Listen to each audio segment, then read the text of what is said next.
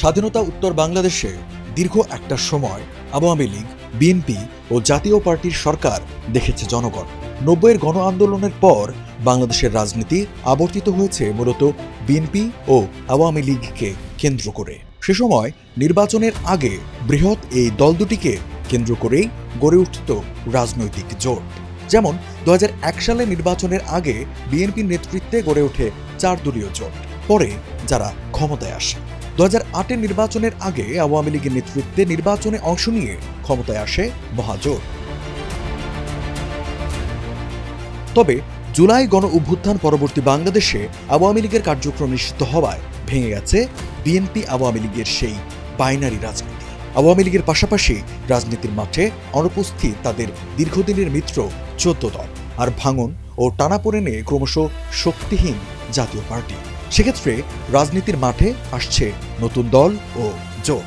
বাংলাদেশের রাজনৈতিক জোট মূলত নির্বাচন কেন্দ্রিক, আদর্শ কেন্দ্রিক নির্বাচনী জোট বাংলাদেশে টেকে না। এই কারণে যে বাংলাদেশে দলগুলির মধ্যে আদর্শিক ঐক্য স্থাপনের জন্য যে ধরনের ত্যাগ স্বীকার করা প্রয়োজন এবং যে ধরনের কাঠামো থাকা দরকার সেটি নাই। বাংলাদেশের রাজনৈতিক দলগুলি কিছু বিদেশি নিয়ন্ত্রিত, অর্থাৎ কেউ মাওবাদী, কেউ লেনিনবাদী, আবার কেউ ধর্মবাদী, আবার কেউ ভারতবাদী, কেউ পাকিস্তানবাদী। এটা হচ্ছে একটা। আর অন্যদিকে বাংলাদেশের বড় বড় বেশ কিছু দল ব্যক্তির সিদ্ধান্তের উপর নির্ভরশীল, যে কারণে বাংলাদেশে যা কিছু নির্বাচনী জোট হয় সবই ক্ষমতার ভাগাভাগি। এখানে আদর্শিক কোনো ঐক্য নেই এবং আদর্শিক কোনো লক্ষ্য থাকে না। এবারও তাই নির্বাচন ভিত্তিক তৈরি হচ্ছে, যেগুলি নির্বাচনের পর আপনি দেখবেন অধিকাংশই টিকবে না। গেল ৮ ডিসেম্বর জাতীয় পার্টির সাবেক দুই নেতা ব্যারিস্টার আনিসুল ইসলাম মাহমুদ ও আনোয়ার হোসেন মঞ্জুর নেতৃত্বে আত্মপ্রকাশ করেছে জাতীয় গণতান্ত্রিক ফ্রন্ট নামে নতুন একটি রাজনৈতিক জোট। আগের দিনই আত্মপ্রকাশ করে এনসিপি, এবি পার্টি ও রাষ্ট্র সংস্কার আন্দোলনকে নিয়ে ৩ দলের জোট। জামায়াতে ইসলামের নেতৃত্বে ৮টি ইসলামী ও সমমনা দলের জোট নানা কর্মসূচিতে মাঠে উপস্থিত। আর বিএনপি নেতৃত্বে সমমনাদের নিয়ে জোট তো রয়েছেই। এছাড়া বাম দলগুলোর সমন্বয়ে হয়েছে গণতান্ত্রিক যুক্তফ্রন্ট নামে নতুন জোট। সেক্ষেত্রে আগামী নির্বাচনকে সামনে রেখে কি হতে যাচ্ছে রাজনীতির জোটের সমীকরণ? বাংলাদেশের রাজনীতির মৌলিক বিভাজন আছে। একটা হলো সেকুলার সমাজতান্ত্রিক ধারা, আরেকটা হলো বিএনপির নেতৃত্বে যে ধারাটা, যেটা হলো মধ্যপন্থী ধারা, মধ্যপন্থী সেন্ট্রিস্ট এবং রাইটিস্ট ধারা। আরেকটা হলো পিওর ইসলামপন্থী, অথবা আরেকটা ধারাকে যদি আপনি বিবেচনা নিয়ে আসতে চান সেটা হলো বাম ধারা। এই 4টা ধারা।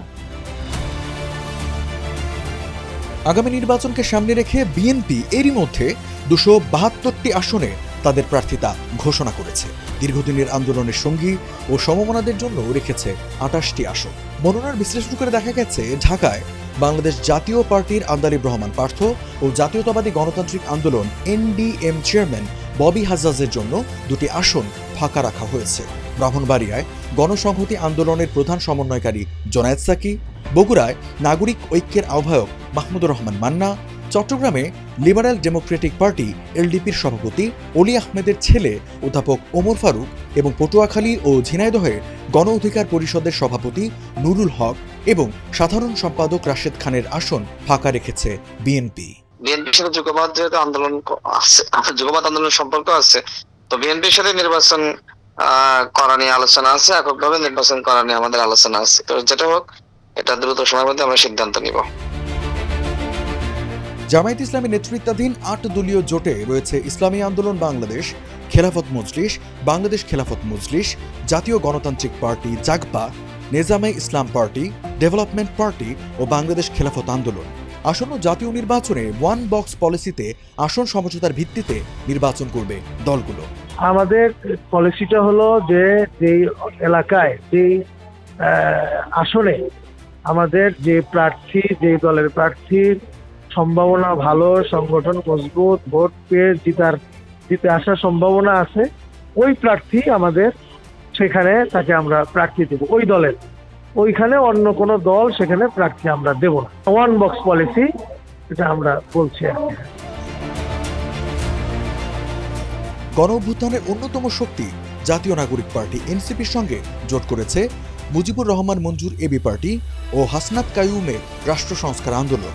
তিনটি দলের একসঙ্গে নির্বাচন করার পরিকল্পনাও রয়েছে।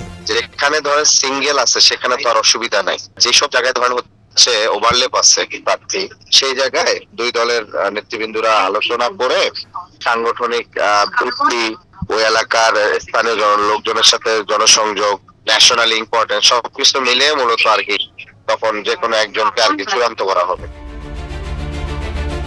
গেল 29 নভেম্বর বাম প্রগতিশীল গণতান্ত্রিক 9টি দল নিয়ে গণতান্ত্রিক যুক্ত ফ্রন্ট নামে বৃহত্তর জোট গঠনের ঘোষণা আসে। নতুন এই জোটটি একসঙ্গে আন্দোলন ও আগামী সংসদ নির্বাচনে অংশ নেবে বলে জানা গেছে। বাম গণতান্ত্রিক জোটের 6 শরিক দল বাংলাদেশের কমিউনিস্ট পার্টি সিপিবি, বাংলাদেশের সমাজতান্ত্রিক দল বাসদ, গণতান্ত্রিক বিপ্লবী পার্টি, বাংলাদেশের বিপ্লবী কমিউনিস্ট লীগ, বাংলাদেশের সমাজতান্ত্রিক আন্দোলন ও বাসদ মার্ক্সবাদী রয়েছে। শরীফ নুরুল আম্বিয়া নেতৃত্বাধীন বাংলাদেশ জাসদ এবং প্রয়াত বামপন্থী নেতা পঙ্কজ ভট্টাচার্যের ঐক্য ন্যাপ এতে যুক্ত হচ্ছে। এছাড়া ফ্যাসিবাদ বিরোধী বাম মোর্চার শরিক 4টি দলের মধ্যে বাংলাদেশের সমাজতান্ত্রিক দল বাসদ মাহবুব নতুন জোটে যুক্ত হতে সম্মতি দিয়েছে। কিন্তু আমাদের এই রাজনীতির একটা বড় বিষয় হচ্ছে যে আসলেই শুধু ক্ষমতার পরিবর্তন না, ব্যবস্থার পরিবর্তন করতে হবে। তার জন্য একটা নীতিনিষ্ঠ বাম গণতান্ত্রিক প্রগতিশীল শক্তি সমাবেশ গড়ে তুলতে হবে। যেমন রাজনৈতিক লড়াইটাকে আমরা প্রধান মনে করি, তো সেই রাজনৈতিক লড়াইয়ে বাম গণতান্ত্রিক জোটকে আরো বৃহত্তর বলয়ের মধ্যে বাম গণতান্ত্রিক জোটের ধারা অব্যাহত রেখে আরো বৃহত্তর গলায় গড়ে তোলার প্রচেষ্টা আমরা গ্রহণ করেছি। জাতীয় পার্টির সাবেক দুই নেতা ব্যারিস্টার আনিসুল ইসলাম মাহমুদ ও আনোয়ার হোসেন মঞ্জুর নেতৃত্বে আত্মপ্রকাশ করেছে জাতীয় গণতান্ত্রিক ফ্রন্ট নামে নতুন একটি রাজনৈতিক জোট। জোটে থাকা অন্য দলগুলো হলো জনতা পার্টি বাংলাদেশ, বাংলাদেশ জাতীয় পার্টি, তৃণমূল বিএনপি, বাংলাদেশ সাংস্কৃতিক মুক্তি জোট, বাংলাদেশ জাতীয়তাবাদী আন্দোলন, বাংলাদেশ মুসলিম লীগ, জাতীয় ইসলামিক মহাজোট, জাতীয় সংস্কার জোট, বাংলাদেশ লেবার পার্টি, স্বাধীন পার্টি, জাতীয় স্বাধীনতা পার্টি, বাংলাদেশ মানবাধিকার পার্টি, বাংলাদেশ সর্বজনীন দল, Bangladesh Janakalyan party, applied Democratic party, Bangladesh গণতান্ত্রিক আন্দোলন ডেমোক্রেটিক পার্টি এবং বাংলাদেশ জাতীয় লীগ। না, আমরা আসলে জোটটা গ্রহণ করেছি নির্বাচনের সামনে রেখে, তবে এটা একটা আদর্শিক জোট।